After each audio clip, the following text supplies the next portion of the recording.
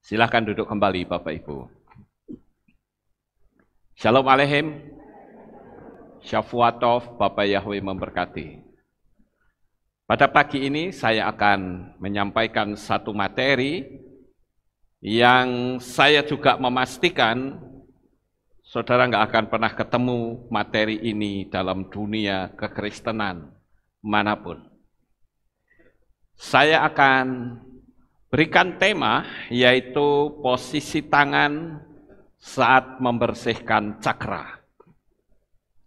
Pada tanggal 31 Januari yang lalu, saudara-saudara, ya minggu yang lalu, saya sudah memberikan satu tema yang judulnya adalah membersihkan cakra dengan mudah.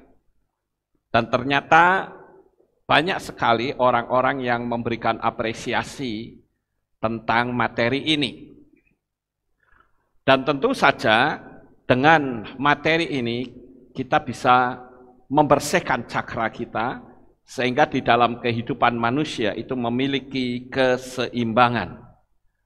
Tentu tidak lengkap apabila saya hanya mengajarkan cara membuka cakra, tetapi tanpa kita mengajarkan juga tentang posisi jari tangan kita itu harus seperti apa. Nah, saudara yang terkasih, kalau kita melihat masalah jari, barangkali orang berpikir begini, ngapain sih kok susah-susah amat, yang penting kan duduk diam, meditasi selesai. Oh, tidak begitu, saudara-saudara. Memang itu sesuatu yang benar, tetapi jikalau kita sinkronkan lagi supaya power kita lebih bagus lagi, tentu kita harus paham akan posisi jari. Seperti saudara ketahui bahwa manusia itu kan punya 10 jari, walaupun tidak semua punya 10, ada yang 12 juga ada, bahkan ada yang berkurang. Tetapi yang saya sampaikan ini adalah yang umum, saudara. Sekalipun jari ini hanya seperti ini, tetapi ternyata kalau kita lihat, itu memiliki banyak sekali kode-kode. Saya ambil contoh misalnya saja, seperti ini, saudara. Orang Amerika, jika memohon keberuntungan, mereka akan membentuk jari seperti yang saudara lihat, ya. Disilangkan, jadi yang tengah ini ditaruh di atas begini, sambil dia ngomong gitu loh. Ini orang Amerika ya, ini saya tunjukkan secara umum dulu, baru setelah itu saya akan sampaikan secara spiritualnya. Orang Amerika kalau dia mau memohon keberuntungan, tangannya dilipat seperti ini, saudara. Tetapi jangan sekali-kali saudara melipat begini di Vietnam. Nah, saudara bisa dimaki-maki orang. Ya, karena kalau saudara melipat tangan seperti ini di Vietnam, itu adalah simbol dari kelamin wanita. Jadi kalau saudara seperti ini, wah itu berarti arahnya sudah seksual, saudara-saudara. Jadi masalah jari saja jadi problem. Ya. Kemudian saya ambil lagi seperti ini. Kalau di Amerika, bahkan di Indonesia, kalau orang nuding seperti ini, kamu gitu ya, itu wajar, saudara-saudara. Tetapi jangan sekali-kali saudara nuding begini itu di Filipina. Karena kalau nuding seperti ini bukan hei kamu, tapi di Filipina akan berbunyi hai anjing. Saudara bermasalah lagi. Hanya masalah jari. Kemudian kita lihat kalau orang mengacungkan jempol, kita juga sering nyanyi Bapak Yahweh hebat gitu ya, pakai jempol. Kamu hebat, kamu luar biasa. Tapi jangan sekali-kali saudara ngacungkan seperti ini di Irak. Wah, itu saudara akan bermasalah di sana. Karena mengacungkan tangan jempol ke atas di Irak itu dianggap sebuah penghinaan. Jadi bisa terbalik, saudara-saudara ya. Kemudian kita lihat yang ini.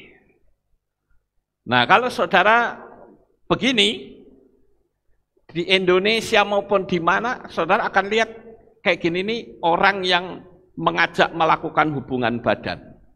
Yang sebelah sini. Ya. Jadi, kalau kita perhatikan hanya masalah jari saja, itu bisa timbul problem, saudara. Tetapi berbeda lagi kalau dalam dunia perwayangan. Saudara lihat Werkudara, jarinya seperti apa? Begini, saudara. Ya. Itu menunjukkan apa? Keperkasaan, karena kukunya kan panjang. Jadi, ada banyak versi. Yang sini versinya apa, yang sini versinya apa. Enggak begitu jelas, saudara. Kemudian kita juga lihat yang ini. Kalau di Amerika, kalau orang mau mengejek orang lain, dia akan seperti ini. Dan itu menjadi singkatan loser atau pecundang, gitu loh. Orang kamu itu kalah, cuman begini. Tapi berbeda di China. Kalau di China, saudara menunjukkan seperti ini justru simbol dari keberuntungan. Ya, jadi beda-beda, saudara-saudara. Ya namanya juga manusia punya versi sendiri-sendiri. Kemudian, saudara lihat, kalau di Amerika, ketika saudara disuguhi minum, kemudian saudara menunjukkan jari begini, itu artinya saudara puas, saudara senang.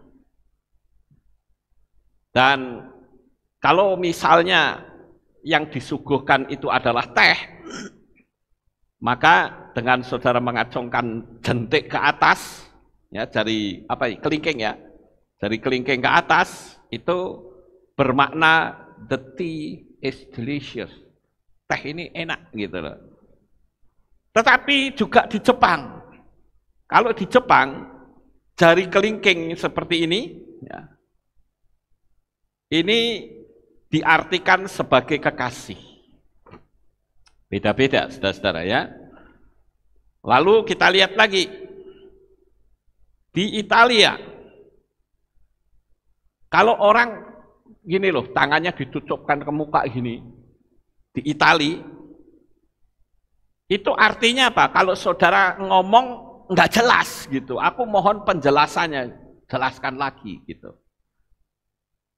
Tetapi di Malaysia digunakan untuk gerakan cup yang berarti tunggu sebentar, wait a minute, gitu ya. Beda-beda, saudara-saudara. Begitu juga yang sekarang lagi viral, ya. Anak-anak muda kan suka begini. Apa ini, saudara-saudara?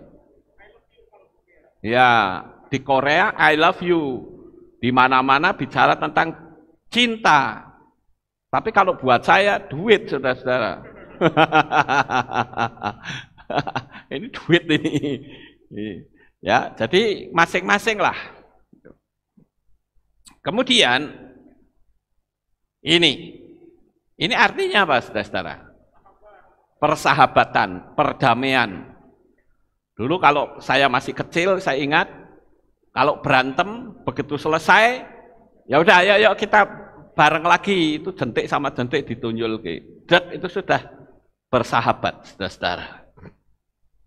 Nah, saya juga akan memberitahukan kepada saudara bahwa posisi tangan akan memaksimalkan energi yang keluar dari dalam diri kita dan menselaraskan atau menyeimbangkan dengan alam semesta.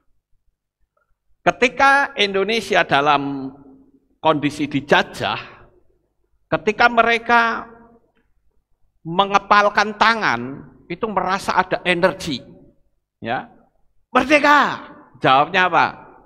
Merdeka. Itu kan afirmasi sebetulnya. Nggak ada yang bilang, merdeka. Nanti dulu, belum merdeka rasa ngomong. Enggak, saudara-saudara. Ketika orang berkata, merdeka, dia jawab, merdeka. Kalau saudara pengen kaya, saudara bilang apa? Kaya. Ya, saudara pengen sehat, bilang, sehat. Gitu ya. Salah nggak kira-kira? Tidak. Posisi tangan, posisi jari, itu ternyata menentukan. Ketika mereka berkata serbu gitu, energinya kelihatan nggak? Kelihatan. Nah sekarang coba jarinya kita ganti seperti ini. Serbu. Kira-kira energinya bagaimana, saudara-saudara? Merdeka. Nggak nyambung, saudara-saudara. Padahal hanya masalah jari. Nah, kadangkala orang tidak sampai berpikir seperti itu. Mereka anggap, inilah biasalah. Tapi kalau kita ngerti dalam dunia alam supranatural, kita akan tahu bahwa posisi jari itu akan memaksimalkan energi. Kemudian, kita ganti saja yang seperti ini. Cocok nggak kira-kira? Ya. Serbu, nggak bisa, saudara-saudara. Merdeka, nggak cocok juga. Cocoknya tangannya dikepalkan, saudara. Sekarang ada lagi orang jabat tangan pakai kepalan, ya kan? Sekarang kan, nah, itu nggak masuk akal itu. Makanya saya nggak mau. Kalau orang mau kepalan gini, ya wes, nggak usah jabat tangan sama saya. Kenapa? Saya ngerti energinya gitu loh. Saudara mungkin mengatakan, wah Pak Lukas kok begitu? Ya karena Anda tidak tahu. Kalau saya ngerti itu energi. Hati-hati, saudara-saudara. Saya banyak mengakses dunia alam supranatural. Terlepas dari orang setuju atau tidak, buat saya nggak masalah. Itu saya punya prinsip sendiri. Ya, banyak orang kan, tanda jabat tangan. Ada yang pakai ini. Loh ada, betul. Ya kan? Nah kalau sama saya nggak usah. Karena saya mau jabat tangan, ya jabat tangan dengan baik. Itu jiwa persahabatan harus tetap saya pegang. Tapi kalau jabat tangan mau pakai gini, no, nggak usah. Ya. Itu hanya orang-orang yang, ya nanti saya ngomong nggak enak lah. Jadi lebih baik nggak usah. Nah, saya juga perlu kasih tahu saudara-saudara bahwa kalau kita lihat di orang yang tunarungu, ya, mereka juga menggunakan bahasa sandi. Mereka kalau ngomong itu pakai tangan, saudara-saudara, pakai jari. Tapi kalau kita ngapalin ini susah juga loh ya. Susah loh, saudara-saudara. Makanya saya mengapresiasi, dulu kan pernah ada kan pembawa berita, terus di samping sini ada kotaan kecil yang ngasih kode-kode begitu pakai tangan, bukan? Itu saya kasih apresiasi, itu luar biasa orang seperti itu. Ya. Nah, itu adalah isyarat yang menggunakan jari untuk berkomunikasi. Nah sekarang saudara-saudara, saya akan mengajarkan kepada saudara sekalian tentang bagaimana sih saat kita bermeditasi membersihkan cakra. Karena kalau saya tidak mengajarkan ini, mungkin orang akan bertanya, Pak Lukas tuh ngerti nggak sebetulnya? Kalau orang membersihkan cakra itu harus tangannya seperti apa? Nah, saya perlu memberitahu kepada saudara agar jangan salah paham dulu. Karena orang bisa salah paham dianggap kita mengikuti agama lain. No. Sekali lagi, acuan saya dalam masuk dunia alam supranatural itu bukan agama lain. Tetapi agama lain sudah mengambil apa yang menjadi milik kita sebetulnya. Tapi karena kita nggak ngerti, ya sudah, diambil juga kita nggak ngerti, saudara-saudara. Padahal kalau kita mau mempelajari dalam dunia alam supranatural, itu sangat luar biasa. Nah, tentu saja kalau saya berbicara tentang alam supranatural, saya akan ambil dari pengajarannya Kabalah. Ada satu materi yang saya baca, cuman masih dalam bahasa Inggris, dia katakan demikian. The secret of the 10 fingers, one must be careful to direct the great spiritual potential invested in one's hand. Jadi rahasia 10 jari, ya, seseorang itu mesti berhati-hati untuk mengarahkan potensi spiritual besar yang ditanamkan di tangannya. Jadi ada rahasia 10 jari. Itu saudara bisa lihat yang namanya meditation and prayer. Itu diambil kebanyakan dari kitab Zohar. Ya, karena kitab Zohar itu adalah kitabnya orang Kabalah. Di dalam kitab Zohar 67b, di sana dikatakan, these 10 spiritual power are requested to receive the blessing from above and transfer then below to bless he that is making a blessing. Kalau di dalam bahasa Indonesia, 10 kekuatan spiritual ini diminta untuk menerima berkat dari atas dan mentransferkannya ke bawah untuk memberkati dia yang membuat berkat. Kalau Tuhan memberkati, itu juga menggunakan tangan Tuhan. Sama seperti ketika kita memberkatikan begini, saudara. Jadi ada rahasia alam supranatural.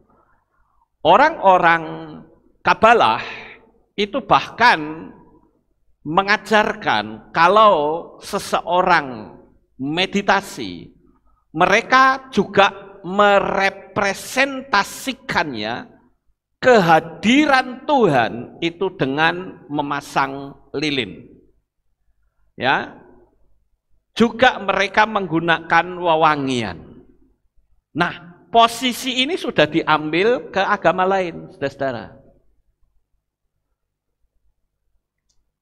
Like candle represents the Shekinah and the fingernails.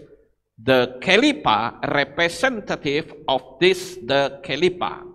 Ini memang ada sesuatu yang sampai saya ini masih cari kata Kelipa itu apa. Ya, tetapi ini jelas arah ke hal-hal yang sifatnya spiritual. Nah, di sini dikatakan light candle represents the Shekinah atau cahaya lilin itu menjadi simbol dari Shekinah. Shekinah itu sesuatu yang penuh kemuliaan, saudara-saudara. Karena kalau kita lihat di tabernakel Moshe, itu kan ada 3 bagian. Ada halaman, ruang kudus, dan ruang maha kudus. Nah, di ruang maha kudus itu ada tabut perjanjian, seperti saya tempatkan di sana. Nah, itulah tempat di mana Bapak Yahweh itu bersemayam. Dan di situ ada tiang awan dan tiang api yang ada di padang pasir. Jadi penampakan api kalau malam hari dan tiang awan seperti payung raksasa itu bukan alamiah, bukan. Tetapi itu adalah perwujudan dari Bapak Yahweh dalam menjaga dan melindungi bangsa Israel. Saudara bisa bayangkan bagaimana panasnya mereka ketika mereka ada di padang pasir siang hari. Itu kalau padang pasir itu ya, kalau siang panasnya itu minta ampun, saudara-saudara. Bahkan kadangkala bisa mencapai 50 derajat Celcius. Itu panasnya di padang pasir. Tapi kalau malam minta ampun dinginnya, saudara-saudara. Nah, di situ Bapak Yahweh memelihara bangsa Israel dengan menggunakan tiang api. Nah, inilah yang ditangkap oleh orang-orang Kabalah, bahwa api itu simbol dari Shekinah atau kemuliaan dari Bapak Yahweh, saudara-saudara. Makanya di ruang Maha Kudus, tempat di mana tabut perjanjian ada, itu disebut dengan Shekinah Gloria. Ya. Tempat di mana kemuliaan Bapak Yahweh itu ada. Jadi kalau saudara lihat itu ada tabernakel Moshe, itu yang atasnya ada awan raksasa yang memayungi bangsa Israel dalam perkemahan, itu adalah kehadiran Bapak Yahweh. Jadi tabut itu sesuatu yang sangat berharga. Karena apa? Karena tabut inilah ketika bangsa Israel berperang, itu bisa bikin musuh-musuhnya tidak tahan. Nah, ini kalau kita berbicara tentang masalah representasi atau gambaran gitu ya, perwujudan. Makanya orang Kabalah mereka memakai lilin dan memakai wewangian. Mereka bisa pakai kayu gaharu, mereka bisa pakai kayu cendana. Nah, kalau kita susah cari seperti itu, saudara bisa pakai aromaterapi atau pakai dupa hiu, itu juga nggak masalah. Karena kita tahu bahwa bait suci Salomo, tempat di mana Salomo itu berhubungan dengan Bapak Yahweh, ya, bait sucinya itu ornamen-ornamennya itu terbuat dari kayu yang sangat mahal. Ada kayu sanobar, ada kayu cendana, ada kayu gaharu, ada aras Libanon, macam-macam kayu-kayu yang hebat. Sehingga ketika seseorang itu masuk ke bait suci Salomo, itu nuansa magis itu sudah sedemikian kuat. Nah, ini yang tidak ditangkap oleh dunia kekristenan, saudara-saudara. Sehingga kalau dalam dunia Kristen saya bicara seperti ini, ya pasti orang bilang Pak Lukas itu ngawur, sesat, itu jangan didengerin. Ya, nah sekarang saya akan tunjukkan kepada saudara sekalian bagaimana cara kita pada saat kita membersihkan cakra. Kita akan mulai dari cakra dasar terlebih dahulu. Saya tentu tidak akan berbicara seperti tanggal 31 yang lalu, tapi saya akan lanjutkan hari ini. Nah, ketika saudara membersihkan cakra dasar, maka posisi tangan ini yang disebut dengan sifat yang terhubung kesadaran manusia dengan energi prana ke 5 elemen, yaitu tentang keilahian, udara, api, air, atau bumi, atau tanah, atau arde. Jadi itulah yang disebut dengan 5 elemen yang ada di dunia ini. Ada unsur api, ada unsur udara, ada unsur air, ada unsur bumi atau tanah. Nah, Bapak Ibu yang terkasih, di dalam saya menerangkan ini, karena saya juga mencoba untuk melihat secara umum, saudara akan menemukan kata mudra. Mudra, jangan sampai saudara alergi dengan bahasa asing yang nuansanya ke agama lain. Tidak, saudara-saudara. Mudra itu adalah bahasa Sanskerta yang memiliki arti gestur. Tahu gestur? Ya. Gestur itu posisi tubuh, saudara. Ya. Jadi ketika saudara itu melakukan pembersihan cakra, Coba saudara lakukan cakra dasar, itu tangannya seperti ini. Seperti digambar ini, di atas ini ya, ditaruh di sini. Jadi kalau waktu yang lalu kan saya belum mengajarkan ya, saya pikir ininya dulu supaya paham. Setelah itu baru saya ajarkan mengenai posisi tangan. Supaya kita mulai menghafal satu-satu, kalau sampai saudara membersihkan cakra dengan ditambah posisi tangan, energinya akan sangat berbeda.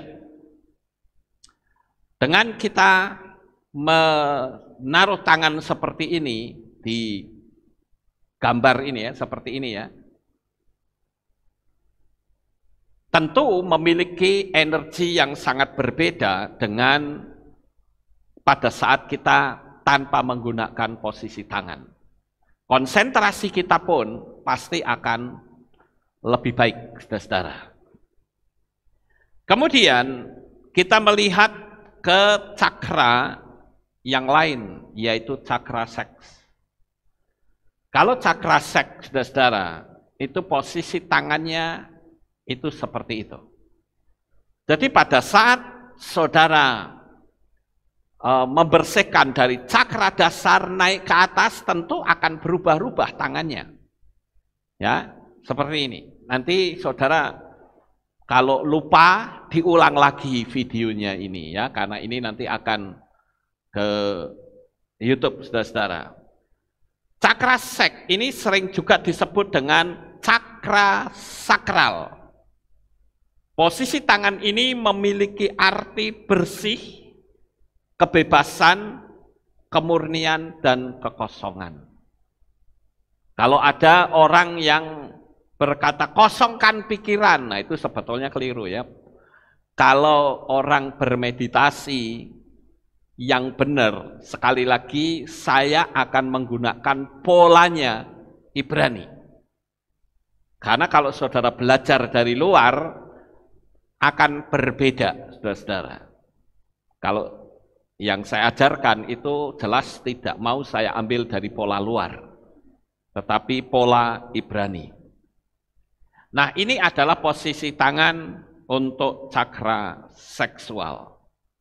Kemudian kita naik lagi. Kita naik yang dikenal dengan cakra solar plexus. Cakra solar plexus itu posisi tangan itu juga memiliki arti yang bersih. Nah, ini di sini saya lihat ada kata mudra ya. Solar plexus cakra mudra. Mudra ini adalah gestur bahasa Sanskerta.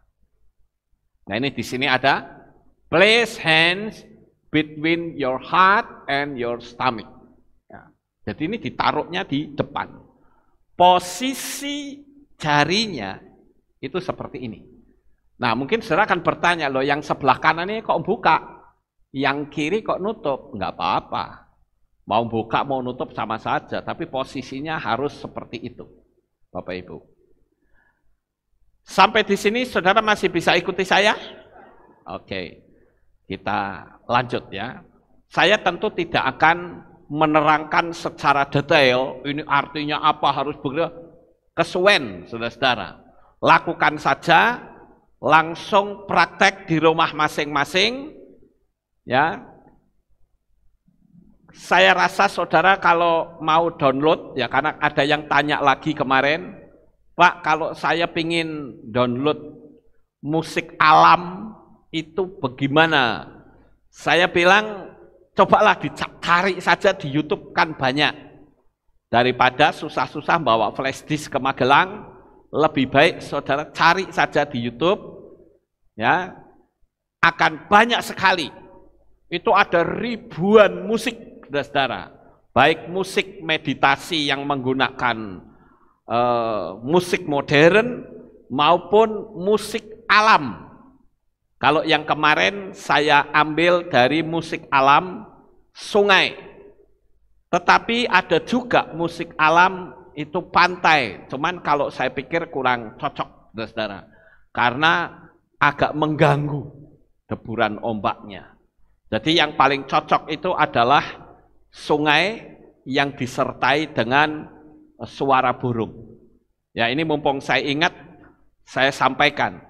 Bagi saudara yang daripada tanya-tanya saya terus, saudara download saja di YouTube musik meditasi atau tulis meditation musik, nanti ketemu saudara-saudara. Itu ribuan, silahkan saudara pilih. Yang versi Cina ada, versi Tibet ada, versi Jepang ada, versi Indonesia juga ada. Kalau versi Indonesia, itu saya tertarik yang versi Sunda, saudara. Itu bagus sekali. Ya, hanya seruling-seruling kayak orang di di sawah gitu ya. Wah, itu untuk meditasi bagus, saudara-saudara. Atau juga bisa saudara tempatkan di sebuah ruangan di rumah saudara. Itu akan membuat teduh. Karena saya ingin agar kita itu belajar untuk peka menghadapi kondisi dan keadaan yang ada di dunia ini. Saudara harus tahu bahwa situasi dan kondisi ini, kalau kita mau melihat dalam dunia alam supranatural, itu sangat mengerikan, saudara-saudara. Peperangan roh besar-besaran sekarang sedang terjadi di mana-mana. Dalam dunia fisik itu sudah sangat nyata. Apalagi kalau saya sekali waktu akan ajarkan kepada saudara bagaimana itu bisa ditangkap dalam dunia teknologi. Ya, saya ingin Bapak Ibu Saudara punya pengetahuan yang berbeda dengan banyak orang-orang Kristen pada umumnya. Karena saya ingin mengajarkan saudara kita semua belajar untuk peka dengan situasi dan hadirat Tuhan pada saat ini. Kita lanjut, kita kembali ke materi ini, saudara-saudara. Kita naik lagi, yaitu masuk ke cakra jantung. Ya, cakra jantung, posisi tangan itu sama dengan cakra dasar, tetapi ditempatkan di jantung.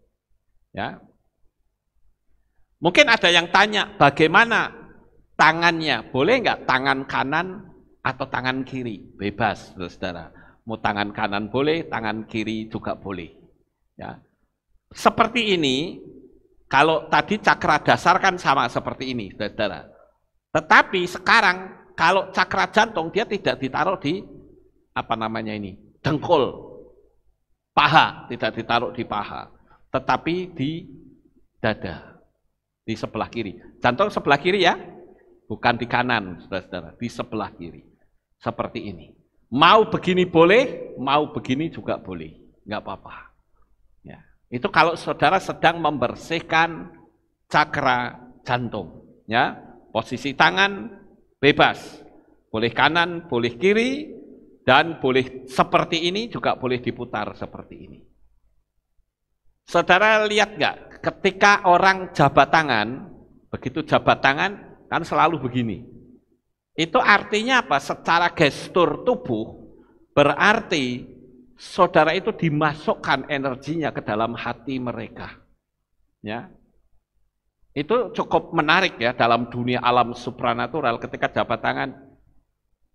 Kan suka gini. Itu sebetulnya saudara itu energinya dimasukkan ke dalam dia. Artinya apa? Saya betul-betul mengasihi kamu. Kamu ada di dalam hatiku. Nah, kalau seperti ini, ayo mau taruh di mana itu? Secara alam supranatural nggak cocok, saudara. Itu yang harus kita ketahui. Kemudian kita naik lagi ke cakra tenggorokan. Nah, untuk cakra tenggorokan itu tangannya seperti itu bukan ditaruh di tenggorokan, enggak, tapi di bawah, saudara. Naruhnya itu di bawah. Jadi jangan sampai dumeh cakra tenggorokan lalu bentuknya seperti ini, naruhnya di tenggorokan sini enggak, tapi agak ke bawah sedikit. Sekali lagi, posisi tangan ini akan memaksimalkan energi yang ada di dalam diri kita terjadi sinkronisasi dengan energi prana. Energi prana itu energi alam semesta. Orang banyak menggunakan bahasa yang berbeda-beda. Buat saya no problem. Ada yang menyebut prana, boleh. Ada yang menyebut chi juga boleh. Buat saya no problem. Mau pakai bahasa apapun, kalau saya nggak alergi, saudara-saudara. Karena yang saya pentingkan di sini adalah alam supranatural. Ya, jadi itu yang harus kita pahami. Kemudian, saudara-saudara, kita lihat bagian yang berikutnya yang dikenal dengan cakra mata ketiga atau yang disebut dengan cakra ajna.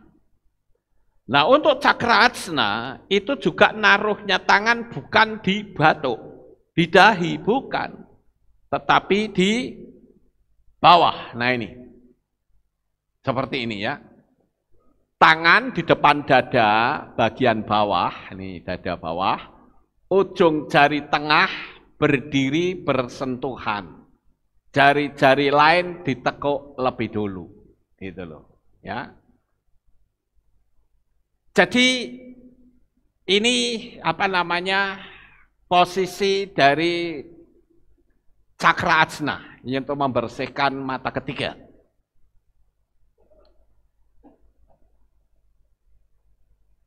Kemudian, saudara-saudara, ini yang naik ke atas itu bukan tengah-tengah ya, tapi jari apa? Jari telunjuk ya. Jari telunjuk yang ke atas, saudara-saudara. Kita lihat yang berikutnya, yaitu cakra mahkota. Cakra mahkota itu posisinya agak berbeda. Kalau cakra ajna itu yang ke atas itu jari telunjuk, kalau cakra mahkota itu yang naik ke atas itu jari kelingking. Ini saya bacakan ya. Tangan di depan perut, jari-jari terjalin, jari-jari kelingking mengarah ke atas. Ya, ini ke atas nih, jari kelingking ke atas. Seperti orang mengatupkan semua jari-jari, hanya yang menghadap ke atas itu cuma jari kelingking. Sama seperti ketika seseorang sedang mengatupkan jari. Saya kasih contoh sebentar. Seperti ini, saudara ya. Tapi yang naik ke atas itu hanya jari kelingking. Nah, begini. Paham nggak Bapak Ibu? Yang biasanya begini, tapi sekarang begini. Jadi ini adalah gambaran dari cakra-cakra agar supaya kita paham. Kemudian, saudara-saudara, saya akan ringkas dari beberapa cakra tadi, posisi tangan, itu jadi seperti ini, saudara-saudara. Jadi tabelnya begitu. Bentuk-bentuknya ini cakra dasar, kemudian cakra sek terus naik ke atas ini ya, dari sini, ini seperti itu. Jadi di sini kita lihat bahwa kalau di cakra ajna ini ternyata ada dua versi ya Bapak Ibu. Ada dua versi. Saudara lihat ini, ada yang menggunakan jari tengah, tetapi ada yang menggunakan jari telunjuk. Nah itu ternyata nggak apa-apa. Jangan sampai nanti saudara bingung. Kok gambarnya berbeda. Ada yang menggunakan jari telunjuk, ada yang menggunakan jari tengah. Nah, saudara pilih saja yang mana yang paling gampang buat saudara. Nah, sekarang saudara-saudara, saya ingin bertanya kepada saudara sekalian. Dari ketiga gambar ini, kira-kira posisi mana yang paling benar menurut kitab suci. Ini ada posisi A, posisi B, dan posisi C. C, ya, saya bersyukur saudara di sini sudah pandai semuanya. Karena banyak sekali orang pada umumnya kalau berdoa itu tangannya seperti pada posisi A atau posisi B. Tetapi dalam kitab suci itu tidak pernah ada, saudara-saudara. Nah, saya juga perlu memberitahu kepada saudara sekalian bahwa apa yang tadi saya ajarkan tentang pembersihan cakra itu sangat berbeda dengan berdoa. Jangan dicampur aduk loh, saudara-saudara. Karena saya banyak sekali ditanya orang, Pak, kalau meditasi itu doanya apa? Loh, saya bilang itu meditasi ya meditasi, doa ya doa. Karena yang namanya meditasi itu mulutnya nggak bunyi. Kalau berdoa itu mulutnya bunyi seperti tadi. Kan kita juga banyak berdoa, bukan? Jadi jangan dicampur aduk, saudara-saudara. Saya berharap Bapak Ibu Saudara yang di Roma, di berbagai tempat, di belahan dunia ini yang menyaksikan materi saya ini, supaya diperhatikan. Agar saudara bisa memahami antara meditasi dengan berdoa. Nah, kalau berdoa itu orang ngomong, minta, Bapak Yahweh saya minta ini. Atau kita memuja, Bapak Yahweh saya sangat bersukacita, aku memuji kebesaran-Mu, aku memuliakan Engkau, bla bla bla bla bla, macam-macam. Silakan, saudara-saudara. Tetapi kembali lagi, kalau kita bicara tentang masalah tangan, ya kita mesti harus pakai polanya kitab suci. Makanya kalau orang berdoa menggunakan pola A dan B, saya akan bertanya, ini siapa yang mengajar? Dia ambil dari mana? Kan itu asing, saudara-saudara. Tetapi itu umum. Ada pepatah Jawa yang bilang apa? Salah kaprah, bener ora lumrah katanya. Jadi salah, ini posisi salah, tetapi karena diterima oleh banyak orang, ya udah salah dianggap bener gitu loh. Itu pepatah Jawa yang bilang salah kaprah, bener ora lumrah gitu loh. Padahal kalau saya, ya saya ingin kembali ke posisi yang benar. Apa yang ditulis oleh kitab suci. Nah, saya akan bacakan beberapa ayat dari firman Tuhan. Nanti kalau saya nggak baca kitab suci, nanti dikritik lagi. Saudara, khotbah kalau nggak pakai kitab suci gitu ya. Jadi saya akan bacakan ayat firman Tuhan yang menunjukkan bahwa orang berdoa itu tangannya harus terbuka dan menghadap ke atas. Ya, sekali lagi tangannya terbuka dan menghadap ke atas. Saya akan bacakan dalam kitab Melehim Aleph atau 1 Raja-Raja pasal yang ke-8 ayat 22 sampai ayat 26. Sekali lagi, Melehim Aleph atau 1 Raja-Raja pasal 8 ayat 22 sampai 26. Saya bacakan untuk saudara, demikian bunyinya. Dan Salomo berdiri di hadapan Mezbah Yahweh menghadap segenap jemaat Israel. Dan dia menengadahkan tangannya ke langit. Nah itu kan jelas kan, menengadahkan. Bukan menutup tangannya, tapi menengadahkan tangannya ke langit. Lalu berkata, Ya Yahweh Elohim Israel, tidak ada Elohim seperti engkau di langit, di atas, atau di bumi di bawah, yang memelihara perjanjian dan kasih setia kepada hamba-hambamu yang hidup di hadapanmu dengan segenap hati, yang telah memelihara hamba-Mu Daud, ayahku, dan kepadanya Engkau telah berbicara. Ya, Engkau telah berbicara dengan mulut-Mu, dan dengan tangan-Mu Engkau telah menggenapinya seperti pada hari ini. Dan sekarang Yahweh Elohim Israel, peliharalah bagi hamba-Mu Daud, ayahku, apa yang telah Engkau katakan kepadanya dengan berkata, keturunanmu takkan terputus di hadapanku, tetap duduk di atas tahta Israel, hanya jika anakmu memperhatikan jalannya, dengan berjalan di hadapanku sebagaimana engkau telah berjalan di hadapanku.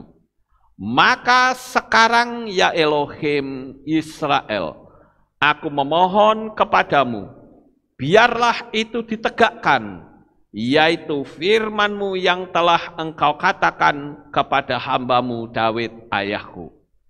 Nah, ini adalah doanya Salomo yang meminta supaya kerajaan tahta dari ayahnya Daud itu kekal, saudara-saudara. Jadi pada waktu Salomo berdoa, ingat tangannya menghadap ke atas dan diangkat. Saya berharap bagi saudara yang ada di rumah dan di belahan dunia manapun, saudara akan belajar untuk familiar dengan berdoa tangan terbuka. Memang di dalam dunia kekristenan pada umumnya itu tidak seperti itu. Tetapi yang ada justru tangannya ditutup seperti posisi A dan B. Tetapi sekali lagi saya mengambil ke pola Ibrani, bukan pola Yunani. Kalau pola Yunani itu kebalikan, saudara-saudara. Contoh, kalau saudara pergi ke Israel, coba saudara masuk ke tempat-tempat ke gereja-gereja. Kalau tor yang umum, saudara masuk ke gereja-gereja yang Katolik, mesti disuruh lepas topinya. Ya, tapi berbeda dengan pola Ibrani, justru harus memakai topi, memakai tudung. Saudara mendekati tembok ratapan, itu pun harus pakai kepah. Kalau enggak pakai kepah, saudara bisa diusir polisi di sana. Ya, dan di situ disediakan kepah cukup banyak, saudara bisa bawa pulang juga. Tetapi jangan sekali-kali saudara nyelonong ke sana tanpa pakai kepah. Saudara akan diusir, suruh keluar, saudara. Itu pola Ibrani. Saya akan bacakan ayatnya lagi supaya saudara makin mantap, khususnya bagi saudara yang ada di rumah. Karena yang di Kehilat Alef Tau Magelang ini, mereka sudah terbiasa dengan pola yang kitab suci tulis. Saya bacakan lagi di dalam kitab Melehim Alef atau Satu Raja-Raja. Kalau tadi pasal yang ke-8 ayat 22 sampai 26, sekarang pasal 8 ayat 38. Lalu ada doa permohonan yang datang dari seorang di antara umat-Mu Israel yang masing-masing mengenal isyarat dari dalam hatinya dan menengadahkan tangannya ke bait ini. Menengadahkan tangannya, jadi nggak ada yang tangannya tertutup. Kemudian di ayat 54 di pasal yang sama, dan terjadilah ketika Salomo selesai memanjatkan segala doa dan permohonan kepada Yahweh, bangkitlah dia dari depan mezbah Yahweh, dari berlutut dan menengadahkan tangannya ke langit.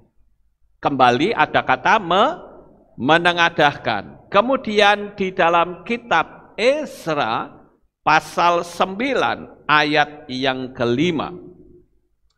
Dan pada waktu persembahan sajian petang, bangkitlah aku dari puasaku Dan dengan pakaian dan jubahku yang koyak, aku berlutut sambil menengadahkan tanganku kepada Yahweh Elohimku. Ya, jadi seperti yang tadi ketika pemimpin pujian kita menyanyi kata berlutut, ya seharusnya berlutut. Tapi saudara kan susah ya berlututnya ya, karena depannya ada kursi, yang nggak ada kursi ya boleh berlutut. Nah, berlutut seperti ini, ya, sambil tangannya menengadah begini, saudara.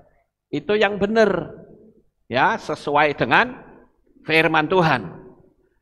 Kemudian di Esra 9 ayat yang ke-6, dan aku berkata, ya Elohimku, aku malu dan pedih untuk menengadahkan mukaku kepadamu, ya Elohim, sebab kejahatan kami telah menimbun kepala kami, dan kesalahan kami telah membumbung ke langit. Nah, kalau saudara lihat di Esra 9 ayat 6 ini, ternyata bukan cuma tangan yang diangkat, tetapi juga wajah diangkat ke atas, saudara-saudara. Jadi arahnya itu selalu ke atas ya.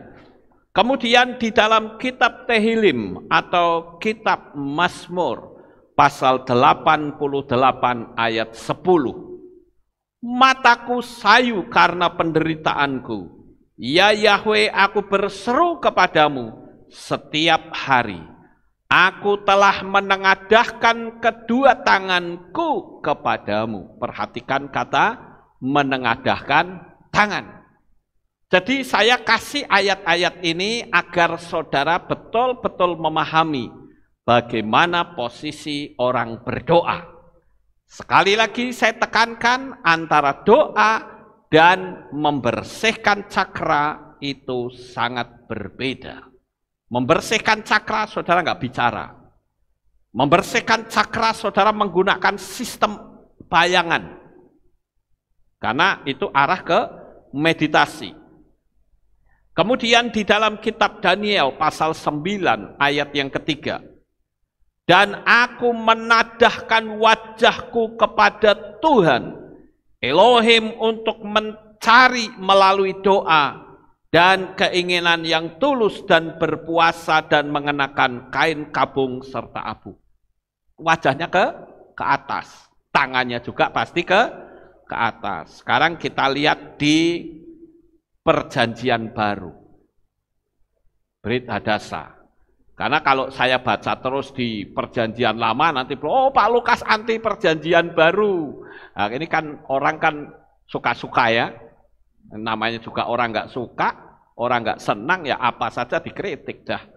Tapi ya sudah nggak apa-apa. Kita baca di dalam kitab Matai atau Matius 14 ayat 19. Dan setelah memerintahkan kerumunan orang itu duduk di atas rumput, dan dengan mengambil 5 roti dan 2 ikan itu, seraya menengadah ke langit, dia memberkati sambil memecah-mecahkannya. Dia memberikan roti itu kepada para muridnya, dan para murid itu kepada kerumunan orang itu. Jadi keranjangnya yang berisi 5 roti dan 2 ikan itu diangkat oleh Yesua ke atas. Entah saudara masih ingat atau belum, ya, atau sudah lupa, beberapa tahun yang lalu saya pernah ajak saudara untuk kita mempraktekkan apa yang dilakukan oleh Raja Yosafat pada waktu dia dikepung oleh musuh, disuratin surat ancaman, surat ancamannya diangkat ke atas kepada Tuhan, sehingga pertolongan Tuhan itu datang dengan cara yang luar biasa. Nah, waktu itu saya suruh saudara bawa itu bon-bon hutang, ya, bawa apa lagi, ya, sertifikat atau apa saja, bon-bon pegadaian, ya sudah angkat sama Tuhan. Tuhan ini loh, aku sudah nggak punya kemampuan lagi, tolong belakan aku. Dan ternyata hasilnya luar biasa. Ada banyak sekali orang-orang yang bercerita bagaimana Tuhan menyatakan berkat dan mujizatnya, sehingga bon-bon yang ada di tangan semua bisa lunas, Bapak Ibu. Jadi itu sangat hebat ya. Kemudian kita baca lagi di Markus 6 ayat 41. Dan setelah mengambil 5 roti dan 2 ikan, itu sambil menengadah ke langit, dia memberkati dan memecah-mecahkan roti itu, lalu memberikannya kepada para muridnya supaya menyajikannya kepada mereka. Dia juga membagikan 2 ikan itu kepada semua orang. Ini di 2 kitab yang berbeda, tetapi penerangannya sama, yaitu Yesus mengambil keranjang roti tadi dan ikan diangkat ke atas. Ya, Bapak Ibu, jadi kita memperlakukan Tuhan itu bukan secara formal, tetapi kita memperlakukan Tuhan itu seperti Dia adalah orang tua kita sendiri. Kenapa? Karena kita saja disuruh memanggil Sang Pencipta dengan panggilan Bapa. Jadi posisi kita itu harus berpikir gini loh, aku ini sedang ngomong sama Bapakku sendiri, gitu Bapak Ibu. Kemudian kita baca lagi di Markus 7 ayat 34. Dan seraya menengadah ke langit, dia atau Yeshua mendesah dalam-dalam dan berkata kepadanya, Efata, yang berarti terbukalah. Perhatikan kata dia seraya menengadah ke langit. Yang terakhir Bapak Ibu, yaitu Kisah Para Rasul atau Maases Shlichim pasal 7 ayat 55. Dan dengan penuh Roh Kudus sambil menengadah ke surga, dia melihat kemuliaan Elohim dan Yeshua yang tengah berdiri di sebelah kanan Elohim. Wah, ini kalau saya bayangkan ya, di bayangan otak saya, ini luar biasa saudara-saudara. Kenapa? Karena waktu itu saya membuat sebuah bayangan di pikiran saya sendiri. Dengan dikepung oleh begitu banyak orang, dengan batu-batu yang ada di tangan mereka. Batunya bukan kecil-kecil loh, segede tangan, bahkan mungkin ada yang lebih besar lagi. Stefanus waktu itu dirajam batu, dia melihat ke atas dan Yeshua berdiri di sebelah kanan Bapa. Artinya apa? Yeshua itu menyambut roh dari Stefanus yang mati, saudara-saudara. Wah, itu pemandangan yang luar biasa. Sekalipun Stefanus secara fisik, secara manusiawi, dia ada rasa takut yang hebat. Luar biasa ketakutannya, tetapi matanya terus menatap ke langit. Dan di situ Yeshua berdiri di sebelah kanan Bapa. Kalau saudara sedang mengalami ketakutan di dunia ini, ketakutan apa saja, jangan lihat rasa takut itu. Lihatlah ada Yeshua HaMashiach yang siap menolong Bapak Ibu semuanya. Apapun rasa takutnya. Loh, ini saya ngomong begini pakai iman, saudara-saudara. Makanya jangan takut. Selama saudara tidak takut, tatap Tuhan. Kenapa? Karena hanya Dialah yang sanggup untuk membela dan menolong saudara semuanya. Kalau kita mendengar berita-berita di luar, saudara bisa ketakutan. Tapi kalau kita menatap wajah Tuhan, nggak ada rasa takut, saudara-saudara. Nah, Bapak Ibu yang terkasih, kita sebagai anak-anak Bapak Yahweh, kita mesti harus lebih bersungguh-sungguh. Karena kita tahu kita sedang mendekati akhir zaman. Sebagai penutup, saya akan memberikan satu pesan supranatural untuk saudara sekalian. Kalau saudara lihat akhir-akhir ini, kondisi situasi di langit itu sangat tidak baik, saudara-saudara. Saya berharap saudara peka dengan kondisi yang ada. Di langit saat ini sedang ada ular yang sangat besar yang berusaha untuk mencari mangsa. Dan saudara tahu, Dalam 2 minggu belakangan ini, kalau saudara perhatikan, langit secara fisik maupun secara alam roh itu sedang ada dalam keadaan yang gelap. Secara fisik, saudara tahu nggak bahwa kekuatan di Illuminati itu sekarang sedang bergerak luar biasa. Saya pernah ajarkan saudara tentang mesin HAARP yang ada di Alaska, bukan? Saudara boleh lihat materi saya. Kalau tidak salah judulnya itu Blue Beam Project. Kalau nggak salah, karena sudah lama sekali, sudah berapa tahun yang lalu. Berapa? Hampir 5 tahun. Itu saya sudah ajarkan loh Bapak Ibu. Coba saudara lihat itu Blue Beam Project. Yaitu ada antena-antena yang dibuat oleh mereka. Saya nggak akan banyak nyebut itu lagi, nanti di take down lagi nih video saya, saudara-saudara. Ya, tapi saudara tahulah. Ya. Dan mereka ini sekarang sedang memainkan gelombang untuk membuat orang merasa sakit flu. Entah saudara merasa atau tidak. Tiba-tiba flu, badannya panas, menggigil, langsung divonis apa? COVID. Harus tahu itu. Jadi sekarang mereka sedang mempermainkan manusia dengan gelombang elektromagnetik yang besar dari Alaska, saudara-saudara. Itu yang disebut dengan sindrom like flu. Ya. Kenapa bisa begitu? Karena mereka itu menggunakan pola. Nah, saudara hati-hati.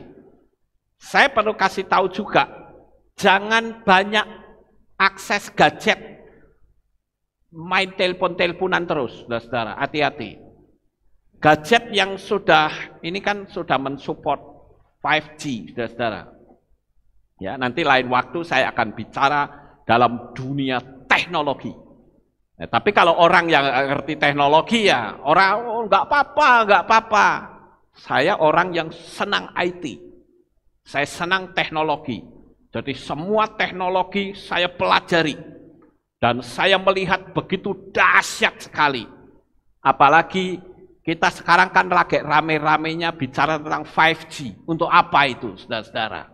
Ya, nanti saudara akan dengar materi saya berikutnya. Ya, entah kapan, saya siapkan dulu supaya saudara ngerti betul. Sekarang ternyata bukan 5G lagi. China sudah masuk ke 6G. Nggak main-main, saudara-saudara. Nah, itu nanti yang bisa untuk mengontrol manusia di dunia ini. Saudara mau lari kemanapun, saudara akan kelacak. Saudara lari ke hutan, kalau sekarang saudara lari ke hutan, mereka ngelacak nggak bisa. Kenapa? Karena nggak ada sinyal. Kecepatannya juga kayak nenek-nenek jalan gini. Tapi nanti 5G, baru 5G loh. Kecepatannya itu 100 kali lipat dari kecepatan yang sekarang ini. Sekarang kan masih 3G, saudara-saudara. 4G. Masih 4G. 4G itu kecepatan tertingginya itu berapa? Sebutlah 200 Mbps. Sebut seperti itu. Tapi nanti kalau 5G itu 100 kali lipat kecepatannya. Lah kalau 6G lebih ngeri lagi, saudara. Kita sudah masuk dalam dunia teknologi. Saudara mau lari kemanapun, bagi saudara yang sudah ada alat pelacaknya, saudara akan bisa dikejar mau kemanapun. Dan saudara tahu alat pelacak itu akan merusak DNA minimal 10 tahun dari sejak sekarang. Hati-hati, saudara. Ya, jadi sekarang ini dalam dunia alam supranatural sangat mengerikan. Kalau saudara merasa kayak pusing-pusing, kayak geliyang, matikan HP, saudara. Kemarin kan lagi rame kan, yang orang belakang sini, yang anaknya kena sindrom apa namanya, sinyal HP, akhirnya meninggal, saudara. Jadi kita mesti hati-hati. Ini waktunya firman Tuhan yang tertulis di kitab Gilyahna sedang dalam penggenapan, dan penggenapannya ada di depan mata kita dan sedang dalam penggenapan. Perkuat doa saudara, perkuat hubungan kehidupan rumah tangga saudara. Hindari pertengkaran, hindari energi negatif yang akan bisa merusak sendi-sendi kehidupan saudara. Ini sudah bukan masanya lagi kehidupan kita seperti masa lalu. Kita harus belajar mengubah, sekalipun itu mungkin bertentangan dengan hati keinginan saudara, tetapi yang penting itu menjadi keinginan hati Tuhan. Kita tidak akan tahu kapan Yeshua itu datang, tetapi yang jelas kita harus siap. Andai kata Yeshua datang hari ini pun, kita juga harus siap. Jadi yang terpenting sekarang, ketika saudara sudah merasa badan gak nyaman, jangan panik saudara. Gelombang itu sedang dipancarkan kemana-mana. Ya, caranya gampang, matikan saja HP, dah aman saudara-saudara. Jadi yang terpenting sekarang adalah berdoa, minta pertolongan dari Bapa Yahweh, dan rasakan energinya. Hati-hati, usahakan energi hati saudara itu terpancar dengan baik. Saya punya keyakinan apa yang kitab suci sudah tulis. Ketika hati kita memancarkan vibrasi yang positif, hati kita memancarkan vibrasi kasih, itu kekuatan energi sebesar apapun, dia tidak akan pernah bisa menimpa kita, saudara-saudara. Dia akan berbenturan dengan kekuatan energi Tuhan yang Tuhan tempatkan dalam diri kita. Jadi, jangan gampang tersinggung, jangan gampang emosi, jangan gampang marah, usahakan sesuai dengan firman Tuhan, karena hari-hari ini kita melihat atmosfer, baik alam roh maupun alam fisik, sudah sangat berbahaya sekali.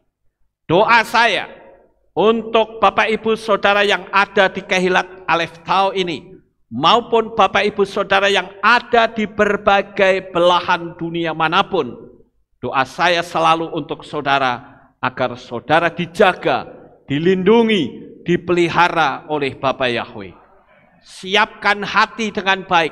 Saudara yang belum dimeterai dalam meterai baptisan pembaharuan, ayo cepat-cepat baptis pembaharuan, sekalipun melalui streaming, dan saya siap melayani saudara, karena saya tahu waktunya sudah tidak lama lagi. Kita harus masuk sistemiknya Bapa Yahweh. Kemarin saya sudah ajarkan bagaimana kita perlu dibaptis pembaharuan. Kenapa kita perlu? Ingat Bapak Ibu, jangan sampai kita merasa seolah-olah sudah selamat, ternyata meterai saudara masih salah.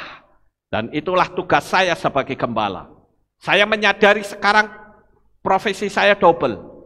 Saya menggembalakan jemaat Kehilat Aleph Tau dan menggembalakan jemaat yang ada di berbagai belahan dunia yang menjadi subscriber saya. Saya mengasihi saudara semuanya. Sukses besar untuk saudara. Bapak Yahweh memberkati. Haleluya. Kita tunduk kepala dan kita akan berdoa. Kami mengucapkan terima kasih dan syukur kepadamu ya Bapak Yahweh. Pada pagi hari ini kami bersama-sama telah mendengarkan firman-Mu. Biarlah apa yang kami dengar kami boleh tanamkan di dalam hati kami. Sehingga kami semakin hari semakin dekat dengan Engkau. Kami menyadari kondisi keadaan yang ada di alam roh maupun alam fisik sekarang sudah sedemikian jelas terjadi di depan mata kami. Kami mohon Bapa, Engkau buat kepekaan-kepekaan yang tajam kepada seluruh umat-umat-Mu. Inilah doa syukur yang kami naikkan kepadamu. Di dalam nama Adonai Yeshua HaMashiach, kami sudah berdoa dan mengucap syukur. Semua yang percaya berkata, amin. Kita akan dengar pengumuman. Shalom, berjumpa kembali dengan kami dalam Aleph Tau Breaking News. Berikut kami sampaikan pengumuman minggu ini. Info Hari Raya. Hadirilah Hari Raya Purim yang akan diadakan pada hari Kamis 25 Februari 2021 pukul 6 sore di Kehilat. Ibadah Rabu digabung Kamis. Tema, Yahweh Tuhanku dahsyat, namamu di seluruh bumi. Info Kaum Wanita. Ibadah kaum wanita akan diadakan setiap hari Jumat pada minggu pertama dan minggu ketiga pada pukul 6 sore di Kehilat. Keluarga besar Kehilat Aleph Tau mengucapkan Yom Huledet Sameah bagi Bapak Ibu Saudara yang berulang tahun di bulan ini. Kiranya berkat dan anugerah Bapa Yahweh selalu melingkupi saudara.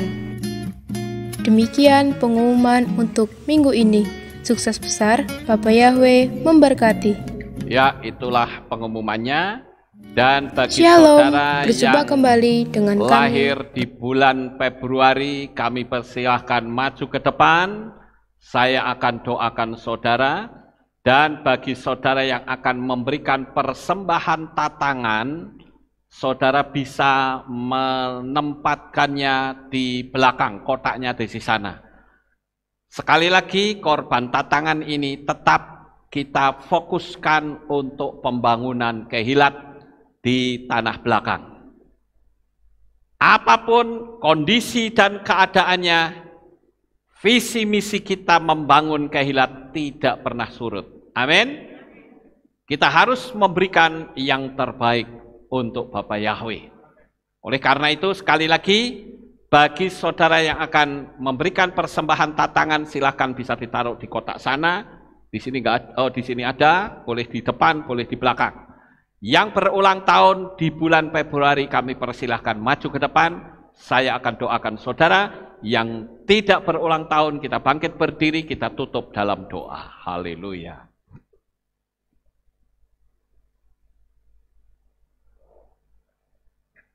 Ayo, mari saudara-saudara yang berulang tahun di bulan Februari. Silahkan maju ke depan.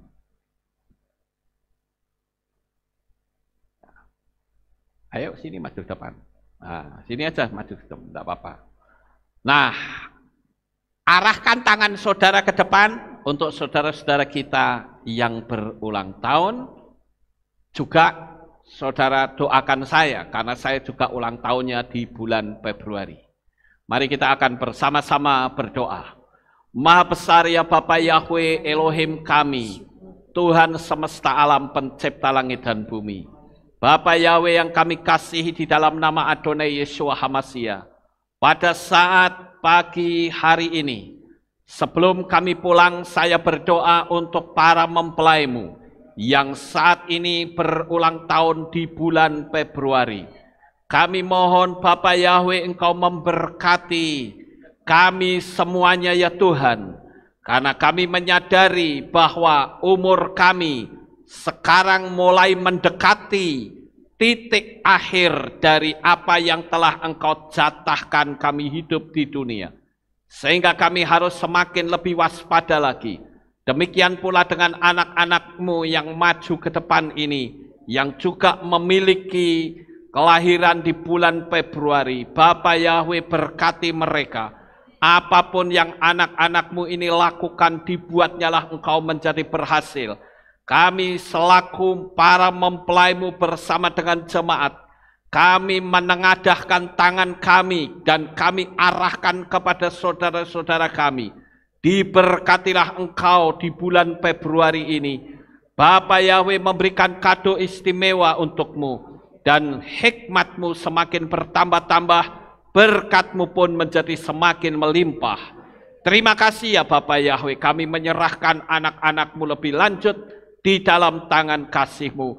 sebentar kami mau pulang, Tuhan jaga lindungi kami semua. Anak-anak-Mu yang berulang tahun di bulan Februari ini juga, kalau mereka masih sekolah, Tuhan berkati sekolah mereka. Begitu juga dengan anak-anak-Mu yang ada di rumah, yang juga berulang tahun di bulan Februari. Berkati mereka ya Tuhan, sekalipun mereka tidak ada bersama kami, karena jarak yang sedemikian jauh, tetapi Bapa Yahweh memberkati dengan segala kelimpahannya. Amin. Sekarang saya berdoa untuk anak-anak-Mu yang akan memberikan persembahan tatangan untuk pembangunan Kehilat. Bapa berkati mereka, tangan-tangan mereka, tangan-tangan yang memiliki kasih untuk pekerjaan-Mu. Bapa berkati dengan segala kelimpahannya. Terima kasih ya Tuhan, inilah doa syukur yang kami naikkan kepadamu.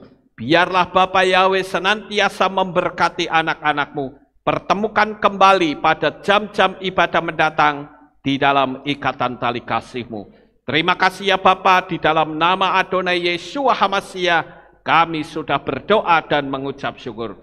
Mari kita angkat tangan kita dan kita akan menerima berkat Kohanim. Haleluya.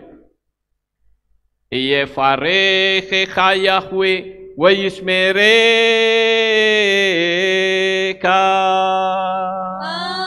Amin. Ken yehi rokso. Yair Yahweh panau eleka. Wihuneka.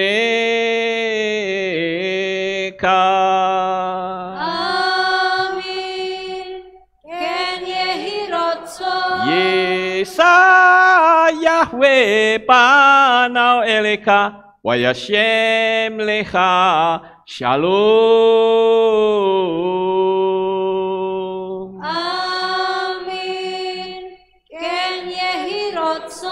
Baruk atabair ufaruk atabasadeh. Engkau akan diberkati di kota dan kau akan diberkati di ladang. Amin. Baruk peripitne kau friat mat kau fri fahem teka shikar alapeka wa esterotroneka. Diberkatilah buah kandunganmu, diberkati hasil bumimu, diberkati hasil ternakmu, anak-anak lembumu dan anak-anak dombamu. Amin.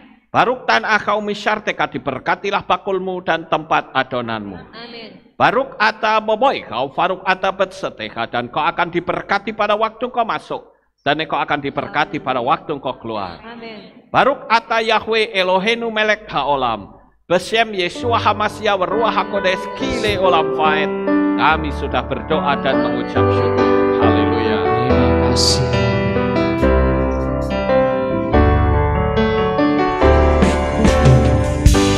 Yevarechecha ve'yismereka. Yevarechecha.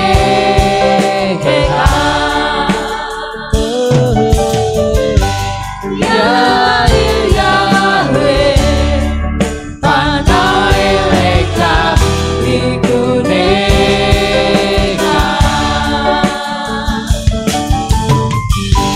Yevarechecha ve'yismereka.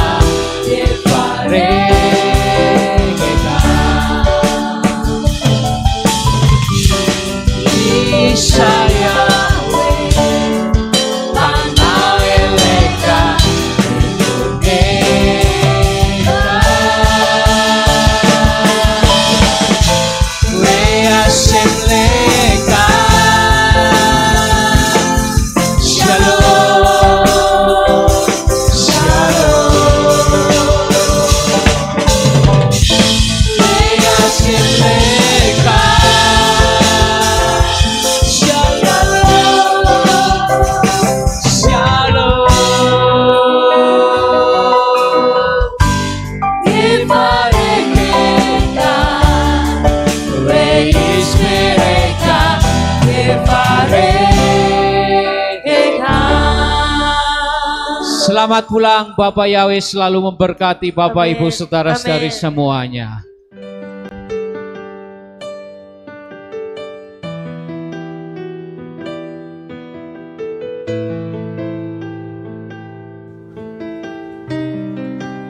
Segala pujian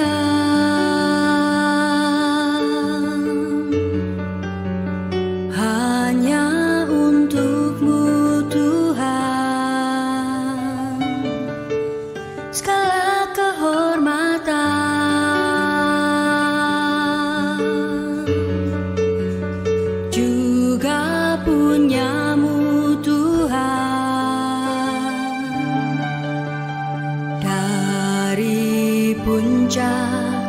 puncak tertinggi, sampai lembah terlandai. Semua karya kasih cintamu, sujud menyembah Sang Maha Pencipta.